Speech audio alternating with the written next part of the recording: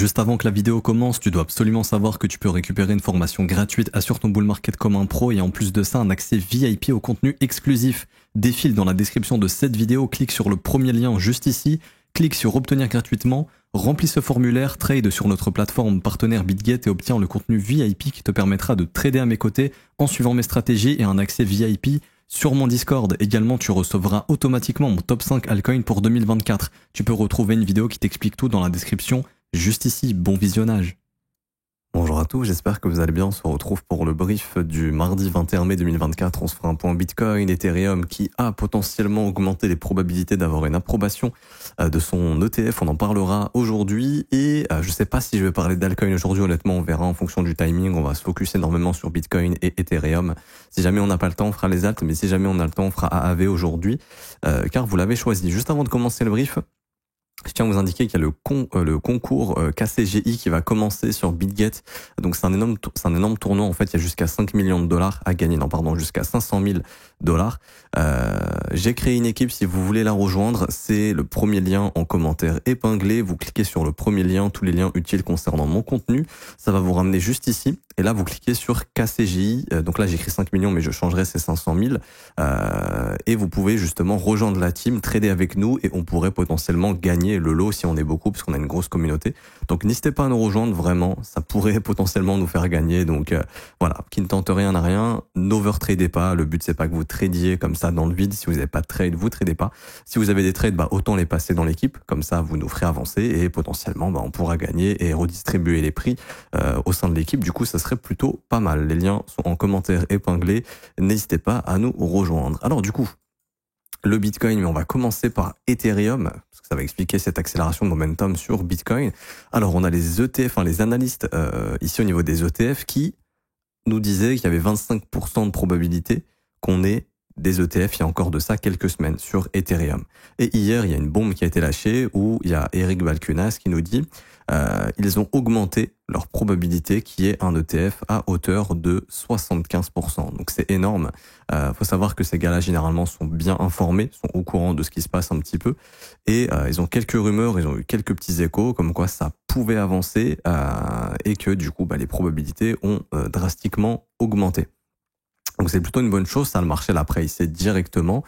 Est-ce qu'on a de gros poissons qui sont au courant de cette information? Je sais pas, honnêtement, parce que c'est vrai que c'était pas du tout dans le graphique avant que cette information elle tombe. C'est-à-dire que là, dans l'état, quand le graphique il était comme ça hier, même pas encore 2 jours par exemple, on pouvait se dire que il y avait pas du tout on priceait pas une approbation, en fait on priceait un éventuel refus avec tout ce flux baissier. Quand on compare le price action de Bitcoin avant son approbation et celui de Ethereum, il y a un monde, littéralement. Bitcoin avant son approbation, c'était ça le price action, donc c'était des semaines et des semaines et des semaines de hausse, et c'est ici que ça a été approuvé d'ailleurs, donc au top, alors que Ethereum, c'était pas du tout le cas. Donc là, ça change la donne. Maintenant, ça veut pas encore dire que c'est approuvé, ok.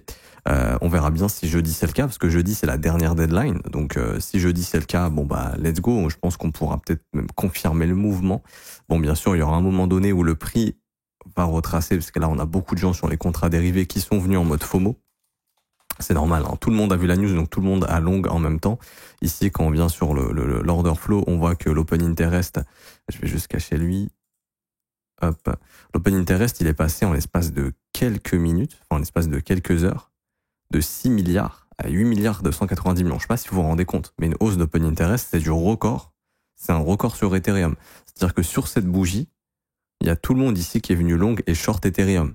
Je pense que la majorité sont venus long, ok, et qu'en face, du coup, il y a simplement de la contrepartie, probablement de market makers qui, du coup, eux, short pour permettre aux gens d'ouvrir leur position long. Ça veut dire que les méchants market makers vont recter les retails qui ont long, mais de mon point de vue, il faut s'attendre, même s'il y a une approbation, probablement un move qui permettra à ces gens de fermer leur position. Pas forcément en perte, mais il va falloir instaurer du doute et que les gens qui ont ouvert leur position ici aient un petit peu peur, je pense, pour, si jamais une approbation, partir dans le bon sens. Parce que là, si tout le monde est long et tout le monde est dans le train, c'est pas une bonne chose. Qui va acheter si tout le monde est dans le train ici? Ça, c'est pas une bonne chose.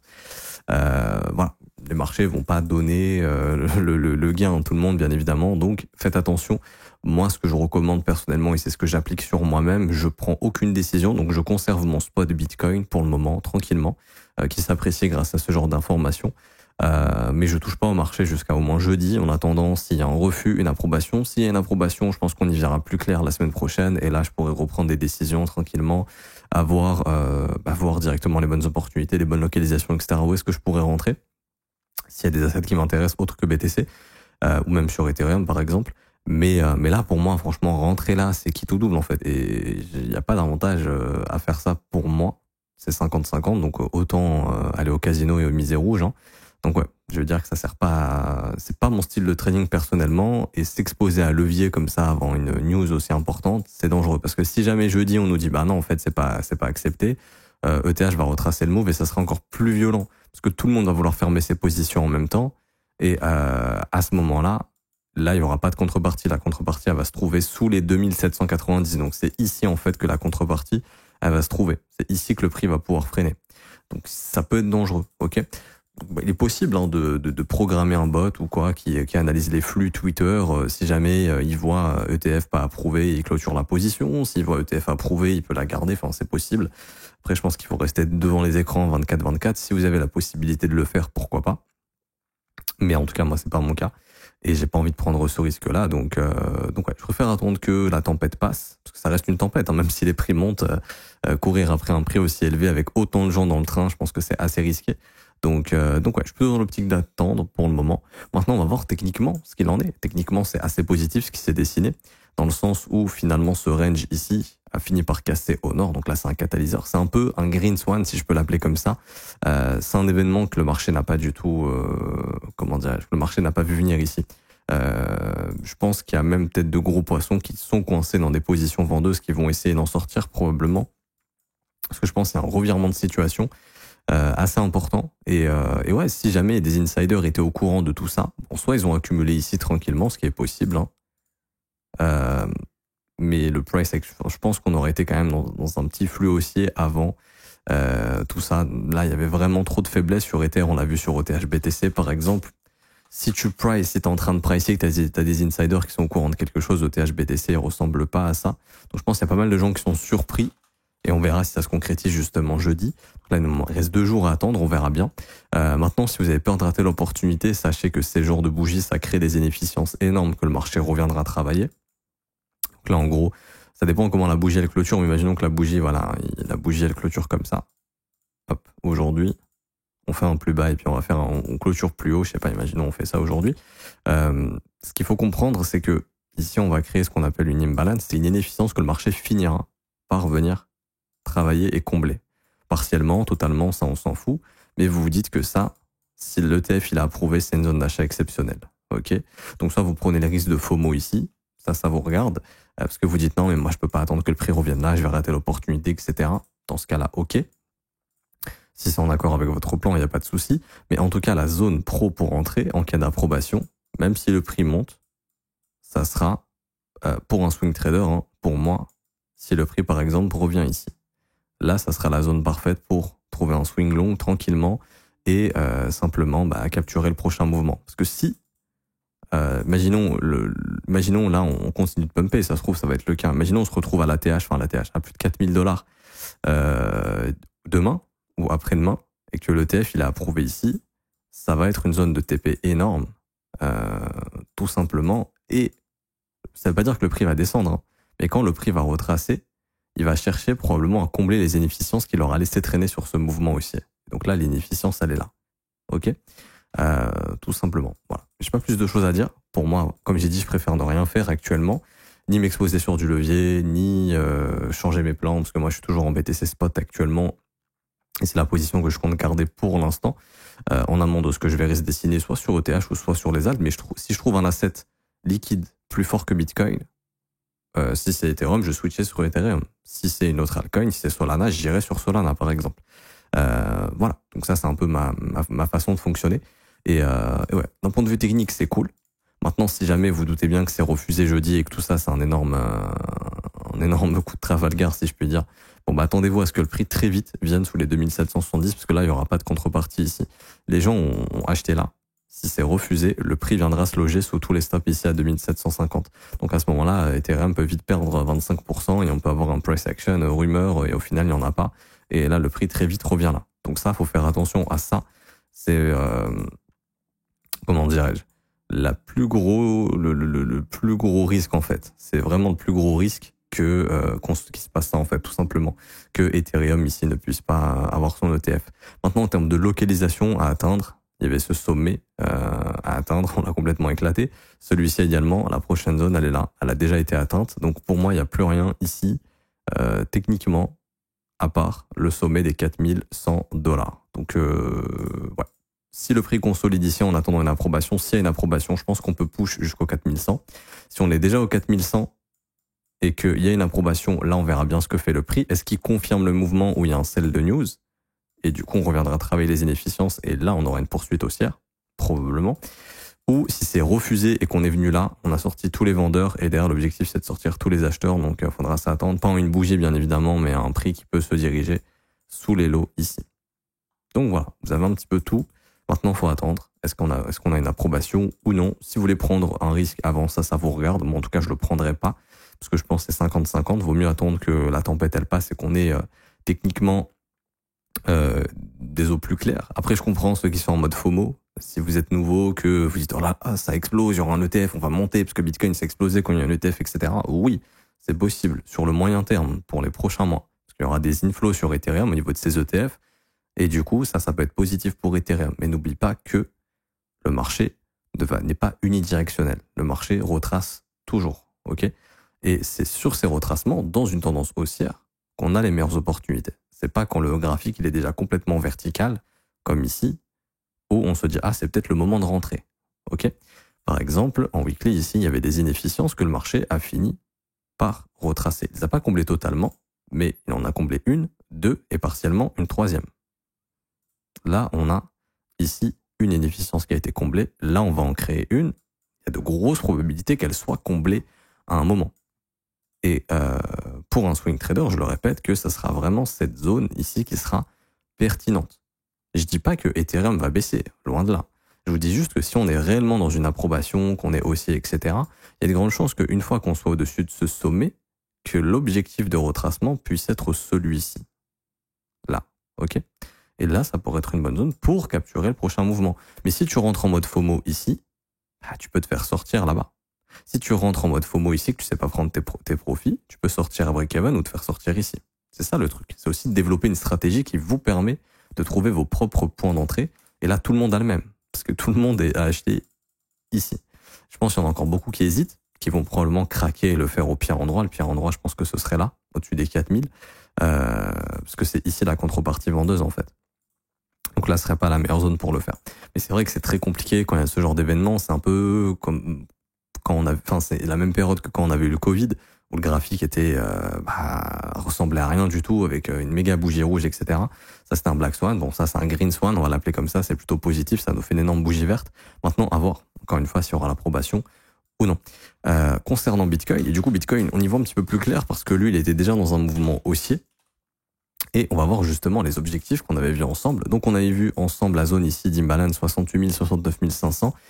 Bitcoin en a profité aussi pour pumper plus. Et du coup, prochaine zone, on avait vu, c'était tous ces sommets ici là qui étaient égaux, 71 400. On est venu chasser cette zone et on voit que le marché est en train de consolider ici. Tout à fait normal. Ok. Je pense que on va attendre une éventuelle approbation ou non pour push à l'ATH. Maintenant, on verra. Ça se trouve aujourd'hui ou demain, on va déjà aller au-dessus de la TH, c'est pas impossible. Vous vous rappelez, c'est le schéma qu'on avait vu ensemble, je sais pas, je crois peut-être sur BitGate, j'avais vu ça. Voilà. Ici, où il y a consolidation, manipulation, réintégration, et l'objectif, c'est l'expansion haussière et de faire un nouvel ATH. Donc là, on peut clairement être dans ce schéma. Ici, en soi, c'est l'objectif du schéma. Hein. C'est exactement ce que je vous avais montré ici.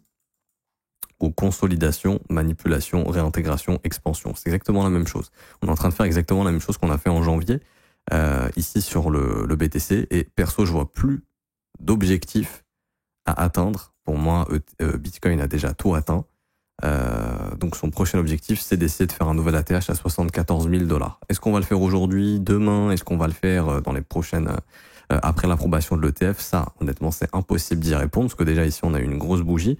Également, on va créer ici une zone d'imbalance en fonction de la bougie qui va se dessiner. Ici, il faut attendre la clôture. Imaginons que cette bougie clôture comme ça. Hop, aujourd'hui, bah là, en fait, on va créer simplement une inefficience ici. Pareil, en cas d'ATH, le marché va probablement revenir ici pour prendre appui et prendre plus de force par la suite sur une éventuelle continuation haussière. Ok, tout comme ça pourrait être sur cette bougie ici. Ça, pareil, on verra un petit peu quelle bougie nous permettra de reprendre plus de force derrière. Maintenant, est-ce que c'est le bon moment d'acheter Bitcoin? Bah non, dans le sens où, je parle pour un swing trader, hein, je parle pour quelqu'un qui veut être dans le prochain mouvement. On en a parlé, l'entrée pour un swing, c'était là. Ici, sur le retest de cette zone d'inefficience ici qui avait déclenché la réintégration. Et plus précisément, pour moi, les 61 300. Donc là, si tu rentres là, bon, le signal était donné ici. Et également, n'oubliez pas que c'est un range. Le marché est dans un range. Il a fait une déviation au sud. Il peut très bien faire une déviation au nord et réintégrer. On peut rester dans le range tout l'été, par exemple. Ok. Ça, c'est aussi un scénario qui est possible. Donc, on rentre dans le bas de range, on rentre pas dans le haut du range. C'est pour ça que je parle là pour quelqu'un qui fait du swing. Pour quelqu'un qui veut investir dans le Bitcoin sur du long terme, il s'en fout. Dans le sens où, si t'as pas envie de te prendre la tête à acheter le meilleur prix, bah, te prends pas la tête, tout simplement. Mais si t'es quelqu'un qui fait du swing et qui regarde le marché tous les jours et que t'as pas acheté sur toute cette montée et que là, tu te dis, ah, ce serait peut-être le moment de le faire. Non. Parce que comme tu peux le voir, on arrive dans le haut du range, ici. C'est pas le meilleur endroit pour se positionner. L'objectif, c'est de se positionner dans le bas du range. C'était ici. Là, c'est plutôt des zones de profit. Ok. Et par exemple, toute déviation, réintégration pourrait confirmer un Bitcoin qui, au final, peut rester dans son range à nouveau avant de prendre une vraie direction, qu'elle soit haussière ou baissière. Ok. Donc, j'ai pas plus de choses à dire. Pour moi, les objectifs ont été atteints. Donc là, on est dans une optique de prendre des TP.